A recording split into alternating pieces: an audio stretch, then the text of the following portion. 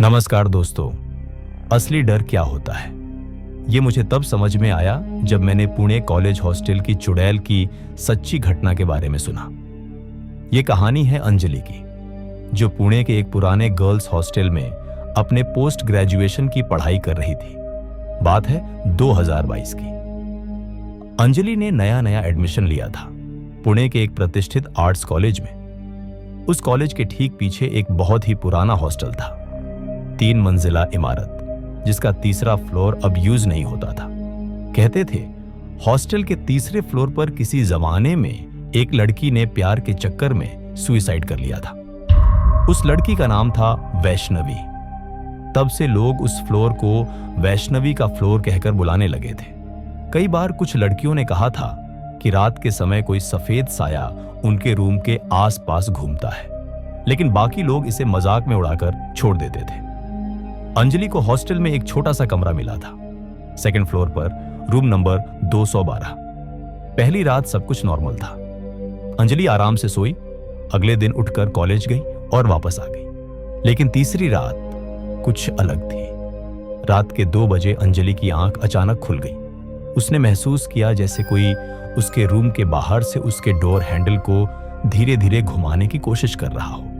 पहले तो उसने सोचा कि शायद किसी ने गलती से इसे अपना डोर समझ लिया होगा, लेकिन जब 2 मिनट तक वो आवाज नहीं रुकी तब उसका दिल तेज धड़कने लगा। उसने हिम्मत करके पीप होल से बाहर देखा, कोई नहीं था। उसने दरवाजा खोल के देखा तो एक सफेद दुपट्टा दरवाजे के सामने जमीन पर पड़ा था।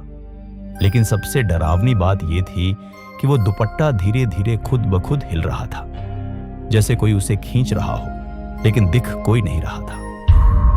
अंजलि ने तुरंत डोर बंद किया, लाइट जला दी और पूरी रात जागती रही। अगले दिन जब उसने ये बात हॉस्टल वार्डन को बताई तो उन्होंने बस इतना कहा, बेटा 3rd फ्लोर पे मत जाना और रात में भूल के भी अकेली मत रहना।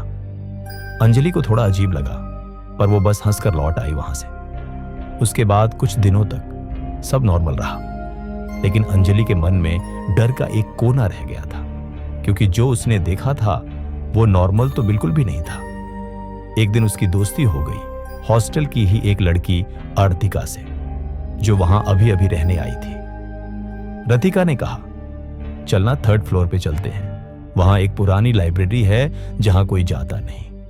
मैं तुझे वहां एक पुरानी डायरी दिखाना चाहती हूं। अंजलि ने इनकार किया, लेकिन अर्तिका ने कहा, तुझे सच जानना है ना, चल फिर। यह बात सुनकर अंजलि को अजीब लगा, पर उसने डरते हुए हां कह दिया। शाम के 7 बजे दोनों चुपके से 3rd फ्लोर पे चढ़ गई। वहां अंधेरा था, हवा ठंडी थी और चारों तरफ एक अजीब सा सन्नाटा छा रखा था। रतिका पुरानी लाइब्रेरी के सामने आके खड़ी हो गई, जिसके दरवाजे पर एक पुराना ताला लगा था। यहां आने से पहले रतिका ने वार्डन के कमरे से चाबी भी चुरा ली थी, 3रे फ्लोर के सारे दरवाजों की। यह देख के अंजलि और भी डर गई, पर रतिका को कुछ बोल नहीं पाई। उन्होंने दरवाजा खोला और अंदर चले गए। धूल मिट्टी में भरी हुई किताबें, कुर्सियां और एक टेबल था जहां एक डायरी पड़ी थी। अर्तिका ने कहा, यह वैष्णवी की डायरी है। अंजलि ने डायरी खोली और जो उसने पढ़ा उससे उसका खून ठंडा पड़ गया। वैष्णवी एक ब्रिलियंट स्टूडेंट थी, लेकिन उसका एक प्रोफेसर के साथ अफेयर था। जब उस प्रोफेसर ने उसे छोड़ दिया और बदनाम कर दिया तो वैष्णवी ने इसी हॉस्टल के 3रे फ्लोर से कूदकर अपनी जान दे दी। उसकी अंतिम एंट्री में लिखा था, मुझे सबने धोखा दिया है, मैं लौटूंगी हर उस लड़की के रूप में जो यहां रहेगी, उनको दर्द महसूस करवा के रहूंगी। इतना पढ़ते ही लाइब्रेरी का दरवाजा अचानक से टूट के नीचे गिर गया। हवा एकदम ठंडी हो गई, कुर्सियां हिलने लगी। पता नहीं कहां से अपने आप 1 घंटी बजने की आवाज आने लगी। अंजलि और रतिका दोनों चीखती हुई नीचे भागी, लेकिन अंजलि के कदम रुक गए। उसने देखा एक लड़की सफेद ड्रेस में, उलझे बाल, एक कोने में खड़ी थी। उसकी आंखें लाल थीं और उसका चेहरा बिल्कुल वैष्णवी की फोटो जैसा था जो उसने डायरी में देखा था।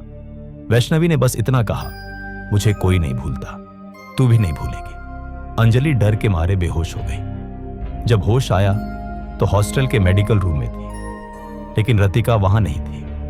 उसने वार्डन से पूछा, रतिका कहाँ है? वार्डन ने हैरानी से देखा। कौन सी रतिका? इस नाम की कोई लड़की नहीं रहती इस हॉस्टल में। अंजलि ने वार्डन को समझाने की कोशिश की।